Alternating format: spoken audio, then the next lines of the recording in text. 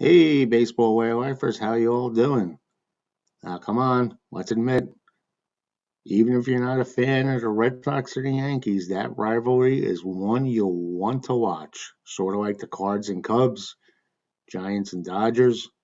I think you get the idea. I think the general consensus is most people would say the Red Sox Yankees rivalry is the all time rivalry in baseball. What do you say?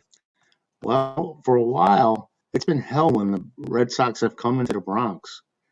They haven't had much success this past few seasons, but this time in, they're doing okay. They've won the first two games of the series. And when a team is going hot, the unexpected happens. And yesterday, Kiki Hernandez, he came through yesterday. Now, Kiki was demoted from the leadoff spot earlier in the day, and his hitless streak at 27 at bats.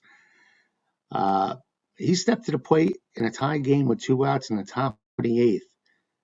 Hernandez worked the count to 2-2 against the Yankees' nasty reliever Chad Green, uh, the 1A to Aroldis Chapman there. Chad doesn't get the attention he deserves, but he's been doing okay for the Yankees. And Hernandez then got a high fastball in the middle portion of the strike zone, and he hammered it down the left field line. Now, Rafi Devers was off with the pitch and roared all the way around first base to score the go-ahead run. It was a pretty exciting sequence. Hernandez said it was really, really nice, felt really good, and I'm glad I was able to help the team win finally. I wasn't pressing as much as I was frustrated, I guess. Nobody wants to go on a skid like I did, and I don't know how many at-bats it was, but it felt like it was a lot more. And let's give Alex Cora some credit. He sent Devers on the pitch. You don't see that happen too much, where runners actually take off with the pitch. So old school baseball prevailed yesterday.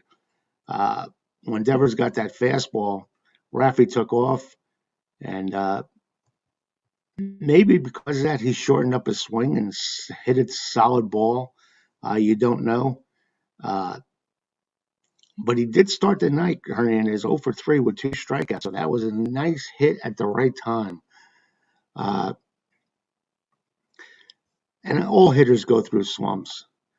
But to break out of it with a big hit like that certainly is sweet.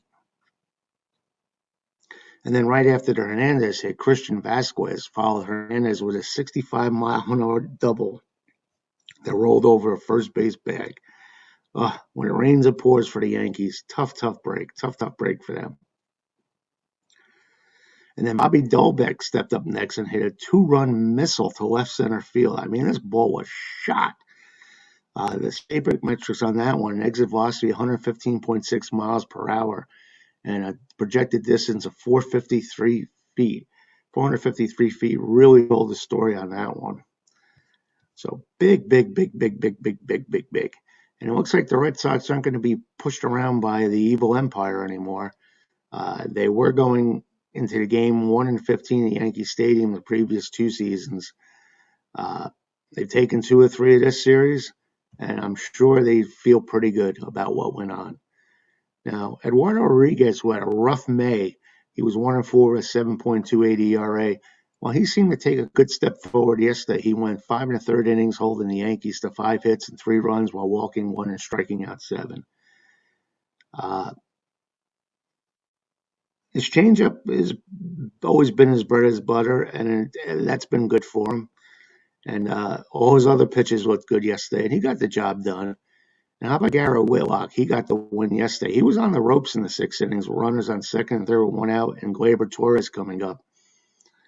And Rodriguez was on the ropes, and then they brought in Garrett Whitlock, and the big righty. He minimized the damage in a tough spot, giving up a game-tying sac fly to Torres, and then struck out Chris Gittens, who was making his major league debut. Whitlock earned his first major league win, came back for a strong 7th inning, erasing Quinn Frazier on a 6-4 double play to end the inning. And he was focused. He does have a 1.63 ERA in 15 MLB appearances, and that's not too bad for a Rule 5 draft pick coming off of Tommy John surgery. So the guys you want to expect the Red Sox to actually deliver and be the ones that came through. Actually came through yesterday big time. Good to see Hernandez out. Um, like I said, Rodriguez, with all he went through last year, it's good to see him bouncing back a little bit. And Whitlock is doing the job. He's living the dream as a Rule 5 draft pick. So things are looking good for the Red Sox. I thought the Red Sox would finish 500. I said they had an outside shot at maybe 85, 90. The Yankees was where I really dropped the ball. I thought they'd win 100 games, and it doesn't look like that's happening. But this rivalry, no matter what the records are, is always fun to watch. They'll be on again on ESPN tonight. Uh, so the whole nation gets to watch it. How often does that happen? They're always a Sunday night game or the game of the week or on Fox or whatever. So that's how big this series is to baseball. So enjoy it. Game 3. If you're a Yankee fan, hope you avoid the sweep. If you're a Red Sox fan, I know you'll be cheering for the sweep, but it's good baseball nonetheless. So that's it. That's it here. Please subscribe to the channel if you like to. Leave comments. And if you ever want to drop me a line, I'm at philstan41gmail.com. Till we talk again, enjoy baseball. Play ball.